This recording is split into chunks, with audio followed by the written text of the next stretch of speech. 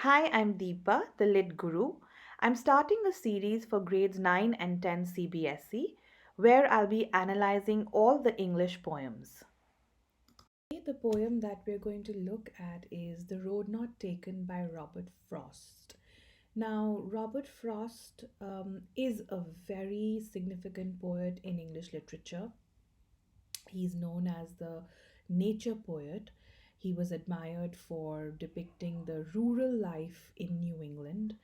And even though he wrote about three to four pure nature poems, his subject in the poems was man's relationship with nature. And he's an award winning poet. And this particular poem was written as a joke actually for his poet friend Edward Thomas. Now, he and Edward Thomas would go on these long walks in the woods, and Edward Thomas would always come back, and in retrospect, he would lament that about his indecisiveness and why he chose a particular path over the other. So this was Robert Frost's way of, writing a poem for his friend. Now, before we delve into the poem, it's important that we think about the title of the poem. The title conveys the central theme and the message of the poet.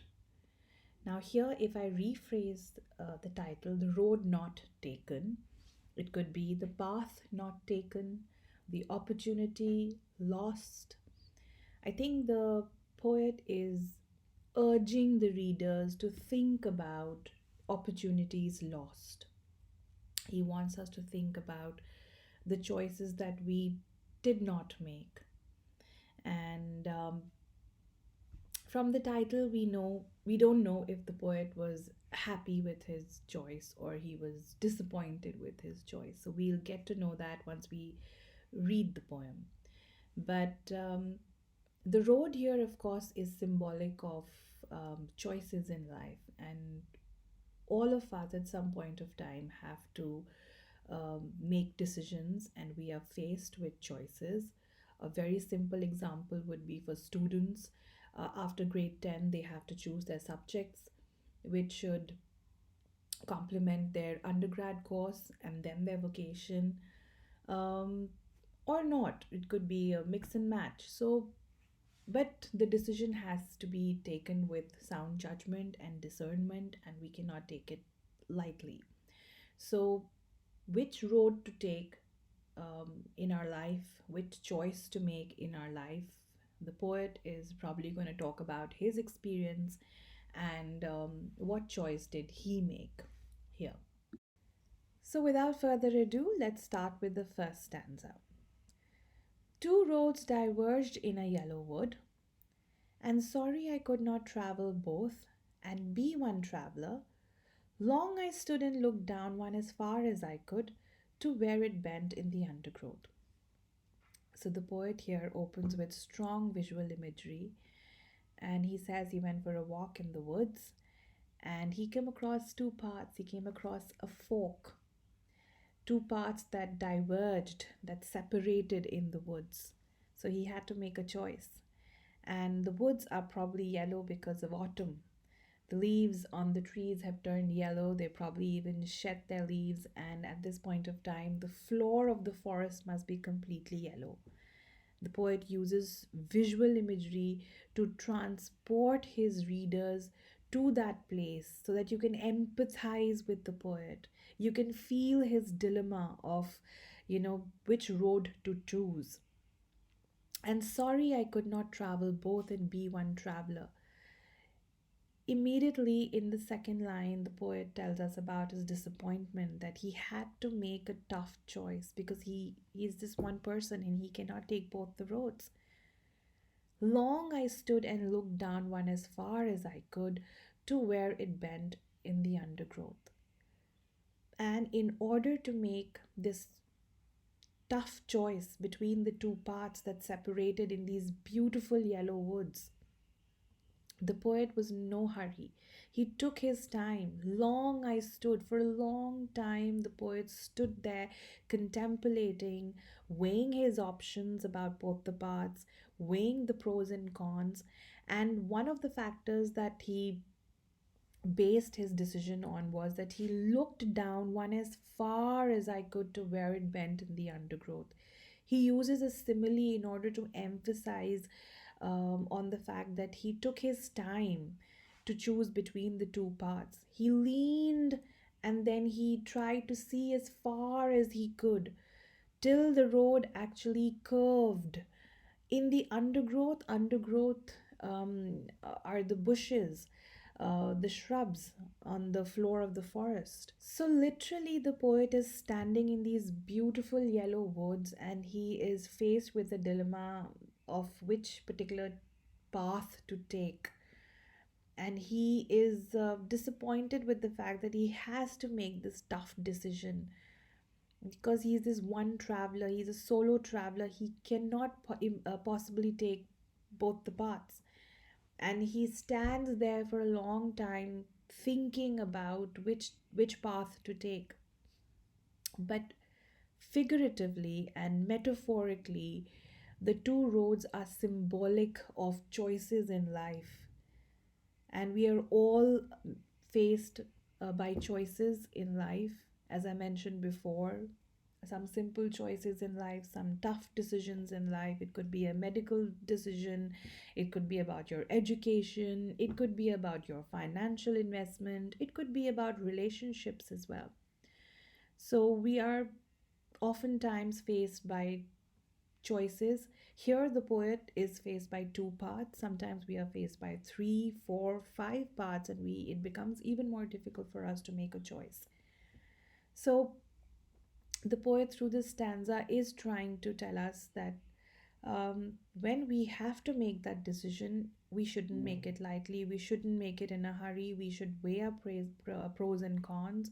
We should take our time, think over things, weigh up pros and cons, and then make a decision. And in this first stanza, the poet has incorporated the use of poetic devices beautifully. Of course, the two roads are symbolic of choices in life, and the use of visual imagery, yellow woods, as I mentioned before, transports you to those beautiful yellow woods so that you can have that experiential learning and feel the dilemma of the poet. The use of the word and in the consecutive lines is known as anaphora, which probably is conveying the poet is overwhelmed by this dilemma, overwhelmed by this situation that he has to make a choice. We can also see the interesting use of enjambment that the poet has incorporated in this stanza. And sorry, I could not travel both and be one traveler. That's the first example of enjambment where there is no pause or punctuation after both and continues to the next line. Again, just like anaphora, it conveys that the poet is overwhelmed by the situation, that he is baffled. He is it's a tough call for him. He doesn't know which path to choose. Moving on to the next stanza. Then took the other as just as fair, and having perhaps the better claim, because it was grassy and wanted wear, though as for that the passing there had won them really about the same. So in this stanza, the poet Robert Frost has made his decision.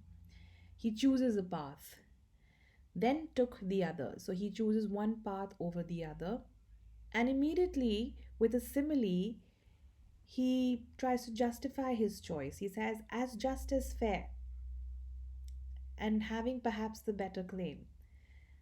These are the factors that the poet kept in mind to choose his path. He said both the paths were as just as fair, were equally attractive, were equally tempting, were equally beautiful. And he uses a simile here again to emphasize his dilemma and the fact that both of them were equally luring. But he made a choice. He chose the one which maybe had a better claim or maybe demanded to be walked on because it was grassy and wanted wear, because it was grassier than the other. And he personifies that path by saying it wanted wear, it wanted to be used, it wanted to be trodden on, it wanted to be exhausted. It's as if the path had feelings. He personifies the path, gives it human feelings, as if the path had feelings and the path was literally calling him. So, again, trying to paint the picture that this choice for him was not easy. Both the paths were beautifully laid out that morning in the woods, and both were equally attractive, but there was a very thin line between the two paths. One of them was grassier, and that it looked like many people hadn't walked on it, and that sort of was the prime factor that he made the decision on. Even though the poet has made his decision, in the last two lines of the stanza, he once again emphasizes on the fact that it was a difficult decision for him. There was a very thin line between the two, and he uses alliteration, he uses consonants to bring out his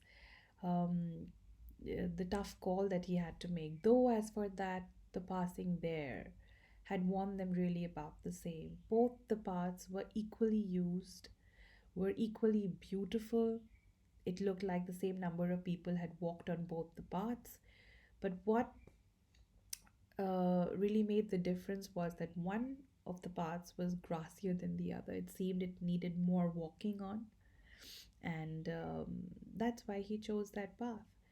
So I think figuratively, the poet is trying to convey that it is not easy to make decisions in life. Once again, we come back to choices. We are standing on or sometimes on crossroads, and we don't know which path to choose, and all the paths look equally attractive, and there are these very minute differences between the paths, but those minute differences make change the whole game, and you need to make your decisions carefully, thoughtfully, and with discernment.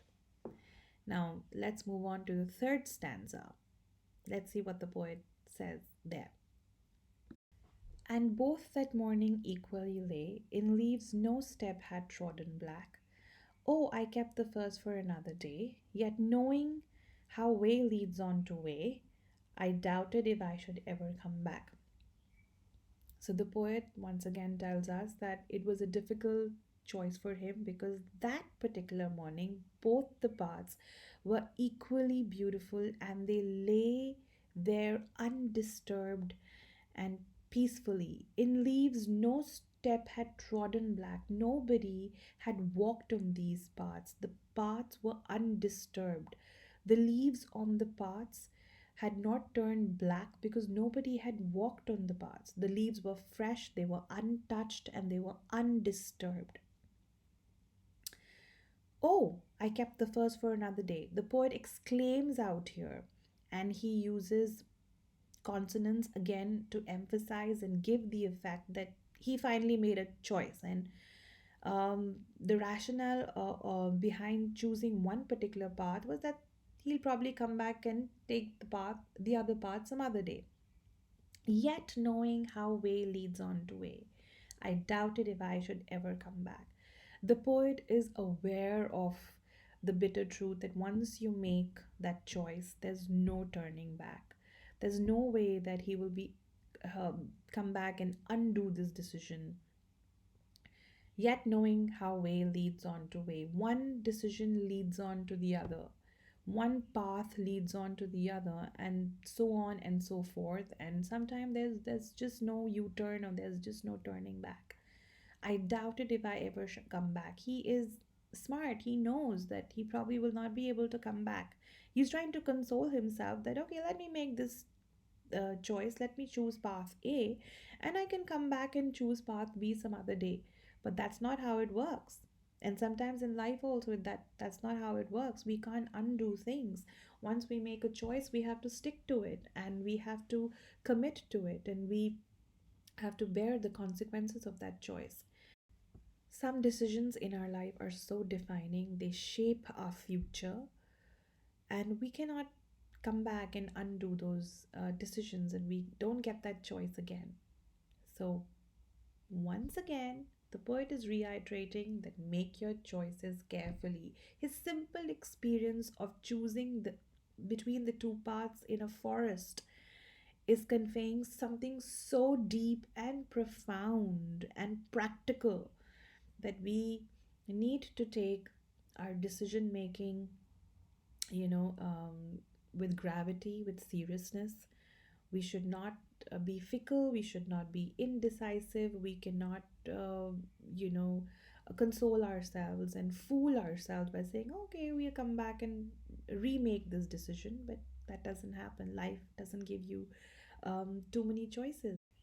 Coming to the last stanza of the poem.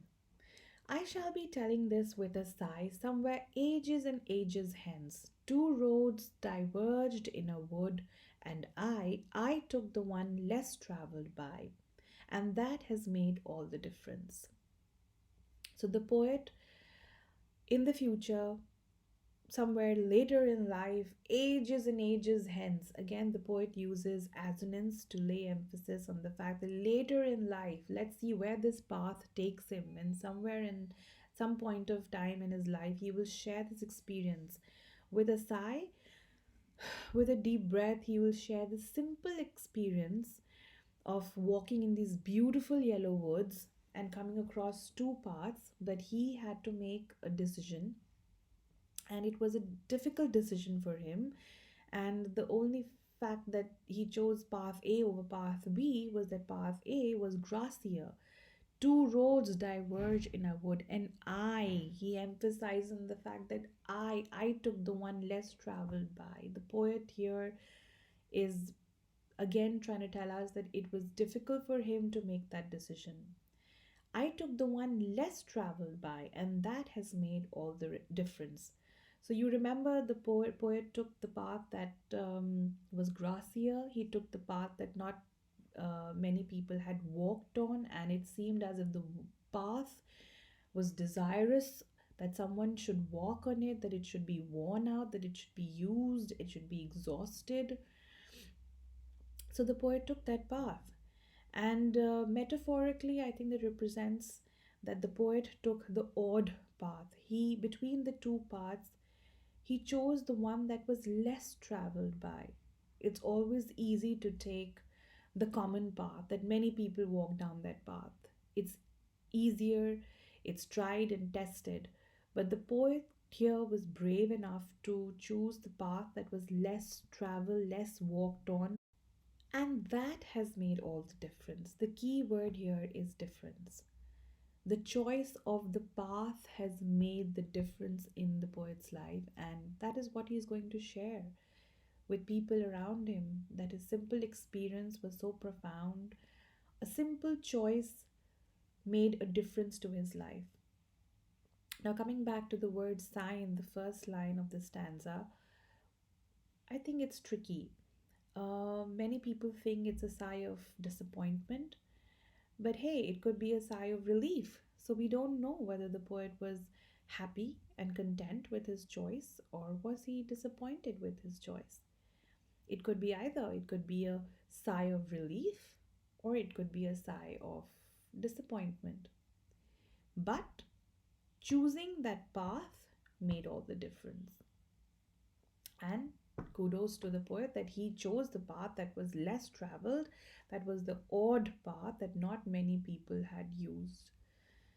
So that was The Road Not Taken. It's a beautiful poem with a beautiful nature setting of the yellow woods. Simple and yet intense. The poet had something so pragmatic to convey, and he also conveyed the process of decision making. It shouldn't be taken lightly, it shouldn't be hurried, it shouldn't be fickle, it should be done with so much thought, because that particular decision is going to make all the difference in your life. He's used some beautiful poetic devices to convey his message.